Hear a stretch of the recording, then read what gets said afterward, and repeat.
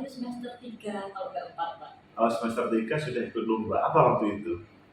Lomba lomba yang di itu langsung tuh balap motor gitu.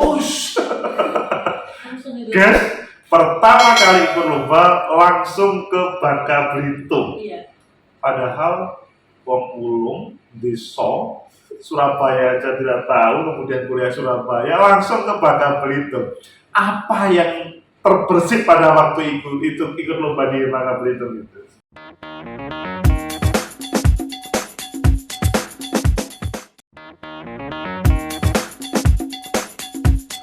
Apakah dalam proses perkuliahan tersebut Mbak Sikat tidak menemukan kesulitan? Karena saya punya mahasiswa yang dipaksa oleh orang tuanya. Maksudnya kan kalau dipaksa orang tua itu kan tidak sesuai dengan cita-citanya ya. Dia bisa lolos, bahkan lolos SBMPTN. Ya kecerdasannya lumayan. Tetapi dalam prosesnya semester 3 dia tidak pernah masuk. Meskipun dari rumah dia mengatakan masuk, diberi uang untuk SPP dan sehari-hari, tahu-tahu IPK-nya 0 pada waktu semester 3. Ya karena memang tidak berminat. Nah, sekarang kalau Mbak Jessica, perpindahan sosiologi tidak lolos kemudian ke AN, apakah menjadikan seperti itu Mbak Jessica? Itu merupakan dari pilihan saya sendiri. Jadi jatuh bangunnya itu pilihan saya sendiri, saya nggak apa-apa gitu. Kan udah dimantapkan oleh hati saya, bukan dari orang lain. Karena pilihannya sendiri itu ya. Jatuh bangun ya nggak apa-apa. Yang saya dengar Mbak Jessica pada waktu kuliah itu aktif ikut lomba-lomba. Ini gimana ceritanya? Padahal sekali lagi, kalau melihat dari proses kuliahan itu tidak sesuai jurusan pada awal, tapi pada waktu kuliah mewarnai dunia lomba-lomba. Bisa diceritakan lomba-lomba apa saja dan bagaimana ceritanya kok ikut lomba-lomba itu Mbak Jessica? Jadi ceritanya dari awal PKKMB ya, jadi Garuda Muda Unesa dulu. PKKMB tahu kalian? Ya pada waktu awal itu ya Mbak Jessica. Istilahnya ospek gitu. Ospek lah. Istilahnya kan kita dikumpulin satu ruangan. Ada kating-kating dari angkatan yang lebih dulu. Itu ada sharing session gitu. Jadi cerita dulu kuliah, dulu lomba di sini, terus menceritakan pengalamannya itu. Jadi kayak menarik gitu. Soalnya saya dari SMA, dari SD juga belum pernah ikut lomba gitu. Jarang gitu ikut lomba. SD sampai SMA jarang ikut lomba. Jarang banget. Tapi di PKKMB mendapat cerita tentang lomba. Iya. Langsung blok. Hah? terus? Dulu saya masih ingat itu, kating saya itu namanya Kak Sanyen Pasaribu gitu. Kak Sanyen Pasaribu. Oke. Mungkin Kak Sanyen Pasaribu yang melihat ini inspirasi ya. Lanjut. Mbaknya itu kayak kalau di panitianya PKKMB itu jadi komdis gitu. Jadi kayak kayak jahat, marah gitu. Oke. Tapi ketika sharing session itu baik, terus pernah ikut lomba banyak itu Pak. Ya saya juga jadi termotivasi kan ngajak adik-adiknya siapa yang ingin bergabung nanti juga diajarin. Jadi kita itu nggak dari nol, kita juga diajarin, didampingi oleh kakak tingkat kita juga. Akhirnya pertama kali ikut lomba pada semester apa dan lomba apa pada waktu itu? Termotivasi sudah PKKMB itu? Nggak salah itu semester 3 kalau nggak 4 Pak. Oh, semester 3 sudah ikut lomba. Apa waktu itu? Lomba yang di itu langsung tuh balap motor gitu. Langsung itu. Guys, pertama kali ikut lomba langsung ke Bangka Belitung. Iya. Padahal wong ulung, desa, Surabaya aja tidak tahu, kemudian kuliah Surabaya langsung ke Bangka Belitung. Apa yang terbersit pada waktu ikut lomba di Bangka Belitung itu? Sebelumnya itu sudah pernah ikut lomba tapi ya juga belum lolos di seleksi juga gitu. Tapi alhamdulillah pas di Bangka Belitung itu lolos juga. Terus saya kan berkelompok lomba itu. Kebetulan saya lombanya di bidang esai artikel ilmiah. Esai artikel ilmiah, oke. Terus satu kelompok juga dengan mahasiswanya Pak Agus. Jadi kayak kolaborasi gitu. Jadi kita mengumpulkan, diumumkan lolos gitu. Kita buat presentasi, latihan juga. Dulu pembimbingnya itu Pak Farid Pribadi. Oke. Ya, kita persiapan, terus sudah. kita dari minta dana dulu ke fakultas. Ya, terus kita berangkat juga. Selesai. Tapi cuma jadi finalis juga gitu. Belum raih. Tapi kan pengalaman ikut di Bangka Belitung sesuatu kan? Sesuatu banget. Itu dulu waktu saya SMA itu sama Pak Sugianto, Pak Yanto. Dulu itu waktu kelas 3 di style film Laskar Pelangi. Oh, Laskar Pelangi ya, kalian pernah tahu ya? Terus? Kayak Pak itu Pak Yanto itu kayak mendoakan semoga kalian itu bisa ke sini gitu. Kita ya ambil sekelas tuh bisa gitu ya. Tapi setelah saya melaksanakan lomba ini, oh ya ini mungkin doa dari Pak Yanto juga gitu. 3 tahun dari nonton Laskar Pelangi, selanjutnya kenyataan doa Pak Yanto, Pak Guru itu kemudian terbukti bisa datang ke Bangka Belitung meskipun temanya adalah lomba. Apakah ada kepuasan pada waktu itu lomba meskipun hanya sebatas finalis pada waktu itu, Mbak Jessica? Bangganya malah dapat banget gitu. Oh, bangganya dapat banget. Gimana bangganya? Ini pemirsanya pengen tahu, tidak menjadi juara 1 kok bangga, itu gimana? Meskipun kita tidak mendapat juara, kan kita sudah tergolong finalis juga. Se-Indonesia juga. Se-Indonesia, ya. Jadi kita kayak pas presentasi kita mengenakan alamat Indonesia itu udah Indonesia itu ada di tangan kamu, baik jeleknya itu ya kamu gitu kan. Kita presentasi semaksimal mungkin, tapi ya masih ada yang lebih baik. Jadi yang lebih penting adalah proses itu lebih penting, tidak harus hasil. Iya, prosesnya itu. Proses sampai menjadi finalis, tidak setiap mahasiswa bisa.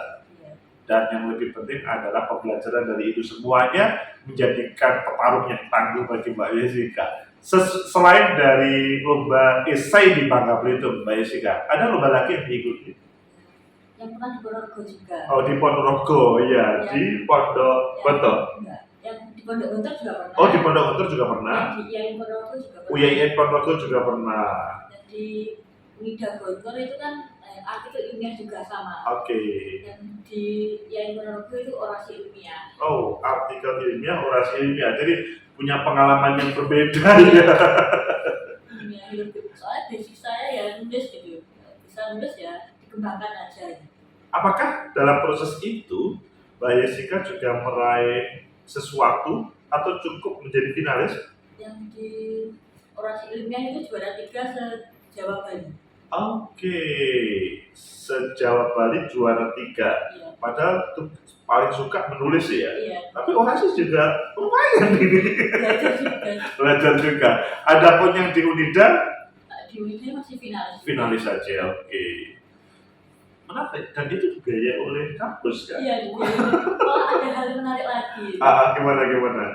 Pak Wadek yang bidang mahasiswaan, Pak Bram. Itu pas malamnya itu Pak Farid itu telepon saya. Biayanya itu dari ke Bangka Belitung kan agak mahal juga. Sekitar 5 jutaan gitu. 1 orang 5 juta? 2 orang. 2 orang 5 juta, Terus ini biayanya benar segini. Iya Pak, segini. Kenapa gitu? Gak apa-apa lah. Soalnya jadi Pak Bram itu murah gitu. Wah itu katanya berapa? Setengah bilang itu kok pengurangan Pak Bram gitu ya. Kayak murah gitu kan. Jadi sudah merasa dibantu tapi malah kok terlalu sedikit ini.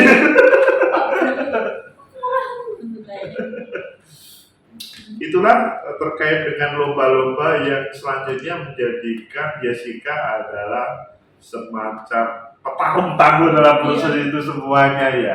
Mbak Jessica, dalam proses perkuliahan dengan hiasi berbagai lomba tersebut, apakah ada catatan yang lain selain itu, Mbak Jessica? Catatan lain waktu kuliah ya, kita harus menyelesaikan jamnya kuliah juga sih. Waktu kita untuk kuliah, waktu kita untuk diskusi sama teman-teman mengenai lomba, kita harus mengkondisikan tubuh kita, mental kita juga gitu. Jadi kita nggak keteteran juga gitu. Pernah juga IP mudun juga pernah. Dari 3,49, 3,45 itu udah DPA saya ini gimana ini dan gitu. Padahal Dari berapa? Dari berapa? 3,49 45 45. jadi marahin kayak nggak marahin sih kayak memberi masukan seperti itu. Oke. Intinya adalah kalian bagi yang suka aktif di dunia kampus, sebetulnya berbicara IPK tidak akan terkurangi meskipun kadang-kadang dinamikanya naik turun, tapi sebetulnya semuanya bisa diraih begitu Mbak Jessica ya. Tergantung diri kita sendiri. Oke.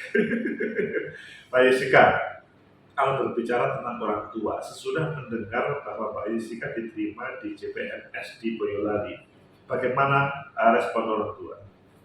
Mama ibu juga nangis. Oh, subhanallah. Soalnya bapak dan ibu juga petani juga gitu. Oke, bapak ibu petani di Bulog sana. Iya, di Bulog. Jadi kayak anaknya lulus sih alhamdulillah banget, mungkin itu rezekimu gitu. Soalnya saya sudah cerita bisa nggak ya jadi PNS, soalnya saya melihat pas orang tua kerja itu malam, ya itu jam 12 malam tuh ya kasihan juga, masa saya besok ya harus kerja kayak gini gitu. Jadi kayak dalam sosiologi ada mengubah status sosial itu usaha asifat betul ya itu saya menggunakan jalur itu untuk ya semoga bisa menjadi lebih baik lagi dari orang tua saya, harapannya seperti itu setiap orang tua. Intinya orang tua sangat bangga ya diterima menjadi CPNS di Boyolali ini ya. Iya. Alhamdulillah. Pasti kalian yang berikut di Pulau Merdeka kemarin pasti merasa rugi, ini kok dicuri oleh Boyolali. Mbak Jessica, kalau berbicara dunia kampus, apakah Mbak Jessica bisa memberikan catatan terhadap teman-teman yang sekarang sedang kuliah terkait dengan ya aktivitas tersebut, Mbak Jessica? Teman-teman yang saat ini sedang menunggu kuliah atau semester berapa itu kan kondisinya juga COVID, jadi nggak enak juga gitu, kurang maksimal dalam menerima pembelajaran. Pesan saya itu jangan lupakan akademik juga, karena ketika kita dapat akademik kita dan tidak dapat akademik itu kayak rugi gitu di dunia kerja. Soalnya IPK itu hanya sebatas mengantarkan di meja rekrutmen. Setelah itu ya kita berbicara pengalaman kita, apa yang kita dapat di kuliah seperti itu. Pembuktian dari IPK itu ya dari diri kita sendiri. IPK hanya mengantarkan sampai meja rekrutmen. Itu dengar ya, kalian yang memburu IPK. IPK penting, tetapi kalau memburu IPK mengalahkan segala-galanya, biasanya akan rugi ya begitu. Dapat pengalaman juga. Bisa-bisa IPK-nya 400 tapi dia bukan petarung. Mbak Jessica, kalau berbicara pada waktu masa kecil Mbak Jessica, SD, SMP, SMA yang di Bulog itu terbersit nggak bekerja menjadi CPNS di Boyolali lagi? Waktu itu kalau kecilnya apa? Bayangannya nanti saya jadi apa Mbak Jessica? Saya malah waktu SD kan sering pindah-pindah cita-cita yang maklum anak labu. Kayak lihat polisi pengen jadi polisi. Terus ada lihat kayak tukang foto pengen jadi tukang foto gitu. Itu kayak pindah-pindah waktu SD. Ya. Intinya selanjutnya ditunjukkan sesudah kuliah di proses rekrutmen ini adalah tujuan yang sebenarnya atau masih akan berbeda terkait dengan dunianya Mbak Jessica? Tujuan yang sebenarnya ini, tujuan dari segala tujuan. Tujuan dari segala tujuan. Mbak Jessica, kalau ngomong Pulau Desa, kemudian Unesa, Surabaya, pada waktu masuk kuliah dahulu apakah tidak minder? Karena orang desa yang tidak pernah sekolah di Ponorogo, tapi langsung di Surabaya begitu. Kalau mindernya itu saya kan sama-sama mahasiswanya, sama-sama punya hak dan kewajiban yang sama. Yang mindernya kan dengan orang-orang kota semua, manggilnya tuh ayah-ayah semua dulu cerita ya. Iya, ayah kan manggilnya Pak gitu. Kalau orang kota manggilnya ayah, kalau Mbak Jessica Bapak. Biasanya kayak gitu. Terus kayak waktu udah liburan semester itu kayak cerita, aku habis liburan di sini, gitu. Kalau saya kan nggak liburan juga gitu. Nah, jujur saya juga liburan sedikit saya. Jadi gimana ya, saya pengen liburan tapi tanpa membebankan biayanya ke orang tua gitu. Caranya gimana? Ya ikut lomba gitu. Oke. Jadi ikut lomba itu tadi adalah sebuah liburan Iya. yang sebetulnya tidak cukup hanya mendapatkan hiburan, Iya. tapi mendapatkan sesuatu untuk masa depan. Ibu juga dapat. Oke, kalian yang suka liburan ini kan kebetulan pas akhir tahun ya, atau akhir awal tahun, pasti pikirannya adalah liburan ke sana kemari. Tapi kalau Mbak Jessica bukan ke sana kemari untuk liburan saja, tapi ikut lomba dalam suasana liburan gitu. Karena di dalam lomba itu ada randomnya itu. Di akhir acara itu ada field tripnya seperti itu. Field trip dikenalkan wisata di daerah tersebut seperti itu. Jadi kita ada hiburannya setelah kita pusing-pusing mikirin lomba, mikirin presentasi, pelayanan dari juri, kita ada refreshingnya itu seperti itu. Intinya kalau ikut lomba itu tidak sebatas lomba, tapi ada yang lebih besar lagi, salah satunya bisa membandingkan teman-teman liburan ke sana, liburanku seperti ini gitu ya. Teman dari kampus yang banyak juga, karena se-Indonesia juga ada, jadi satu di situ. Oke. Jessica, kalau ngomong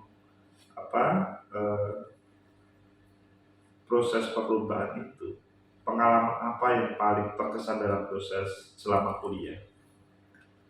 Dalam proses perlombaan itu waktu berlomba sama teman-teman dari univ lain gitu ya. Univ lain. Kita kayak saling tukar pikiran gitu, kayak bercerita tentang kuliahmu ini gimana, kayak ada dapat pengalaman baru seperti itu. Terus kita di dalam kelas itu ya seperti biasa, kita dengan dosen, dengan teman-teman gitu pasti ditanyain gimana lomba kemarin, gimana lomba kemarin gitu. Kalau sama dosennya ditanya gimana prosesnya enggak hasilnya, tapi prosesnya mencapai lomba tersebut. Terus diperbaiki juga, ada sesi evaluasi juga. Jadi kita itu setelah lomba itu kayak diberi motivasi supaya lebih baik dari yang sebelumnya. Dari sekian tempat, Bangka Belitung, Ponorogo, dan lain-lainnya tadi, lomba di mana yang paling terkesan? Di Unida Gontor. Oh, Unida Gontor. Gimana ceritanya kesannya? Kesannya itu presentasinya itu banyak yang kita udah berusaha semaksimal mungkin, tapi lebih ada yang lebih baik lagi. Terus saya itu berkenalan sama anak USU. USU, Universitas Sumatera Utara. Iya. Oke. Dia itu udah lebih tinggi kayak angkatan 16 gitu. Kayak bercerita tentang kayak nanti kamu pengen kerja di mana gitu. Terus dia tuh kayak di multinasional company kayak gitu. Jadi bisa keluar negeri. Wih. Cita-citanya itu udah lebih tinggi gitu. Terus ada yang banyak pengalaman lomba gitu, udah pernah ikut timnas juga, jadi pesaing saya gitu. Jadi ya agak mikir juga gitu. Soalnya saya kan juga belum pernah timnas, terus pesaing saya udah pernah timnas. Ikut timnas, ya. Itu menjadikan agak down, tetapi termotivasi juga. Kalau timnas kan sudah orang hebat gitu tulisannya. Jadi kalian ketika proses kontestasi di dalam lomba itu kalah, tidak harus langsung drop, malah termotivasi. Tahunnya saya sudah persiapan luar biasa, tetapi masih ada yang lebih luar biasa begitu ya. Jadi juga kebetulan juga saya sama Pak Agus ini seharusnya ada yang lebih dari saya ini. Jadi memang kalau kita mencari inspirasi itu bisa dari siapapun. Salah satunya adalah Mbak Jessica, gadis desa. Tidak hanya desa, tapi selanjutnya bisa menaklukkan kampus, menaklukkan berbagai perlombaan, dan selanjutnya sekarang diterima di CPNS.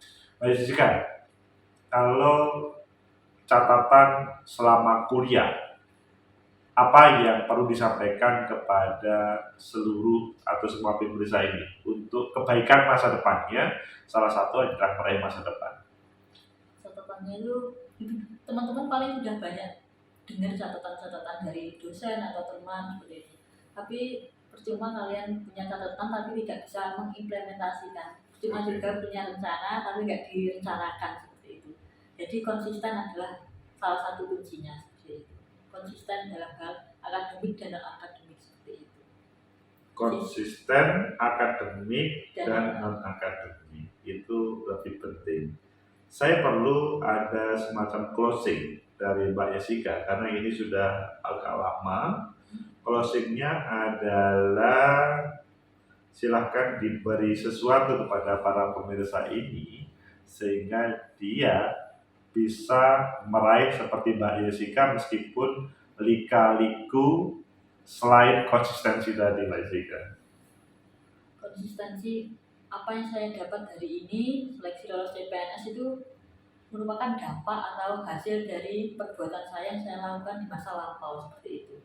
Oke. Jadi kalau kita berbuat baik, insya Allah dibalas baik juga. Gitu.